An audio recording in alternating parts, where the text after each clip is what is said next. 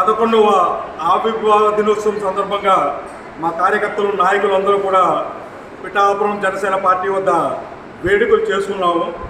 అయితే ఆ వేడుకల కంటే మంచి న్యూస్ పవన్ కళ్యాణ్ గారు పిఠాపురం నుంచి పోటీ చేస్తారని చెప్పేసి ఆయన తన నోటి వెంటే చెప్పడం మా అందరికీ చాలా ఆనందంగా ఉంది. గతంలో 2019లో శ్రీపాద వల్లభ స్వామి సాక్షిగా నేను పిఠాపురంలో పోటీ చేస్తాను అవకాశం ఉంటే అన్నారు.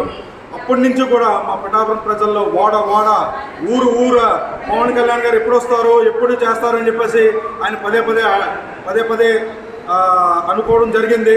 అయితే ఈరోజు అందరి కోరిక మొత్తం మేము దేవుడిని ప్రార్థించాము. మా అందరి కోరిక తీరుస్తూ ఆయన పిఠాపురం నుంచి పోటీ చేయడం, 1,00,000కు పైగా మెజార్టీతో మేము ఒక ఎమ్మెల్యేని చేసుకుని ఆయన్ని అసెంబ్లీ పంపించడం మేము పవన్ కళ్యాణ్ గారికి ఇచ్చే కానుకగా మేము భావిస్తున్నాము.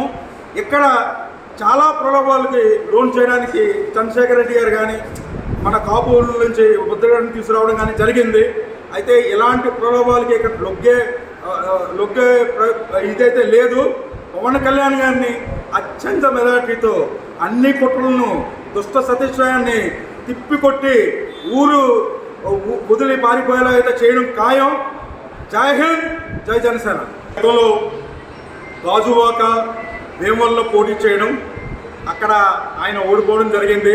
అయితే పిఠాపురంలో ఇది పిఠాపురం అడ్డ, జనసేన గడ్డ. ఇది చిరంజీవి మెగా ఫ్యామిలీకి కానీ మెగా ఫ్యామిలీ అందరికీ కూడా అభిమానులు ఎక్కువగా ఉంటారు. ఇందులో ఒక కులము ఒక జాతి మాత్రమే కాదు, బీసీల నుంచి కానీ ఎస్సీల నుంచి కానీ బ్రాహ్మణులు కూడా ఎక్కువ మంది మెగా అభిమానులు ఉన్నారు. అయితే ఎవరి తరం కాదు పవన్ కళ్యాణ్ని అడ్డుకోవడం. అయితే దేశంలోనే అత్యంత మెజార్టీ ఇచ్చి మేము అసెంబ్లీకి అయితే పంపిస్తామని చెప్పేసి తెలియజేసుకుంటాం.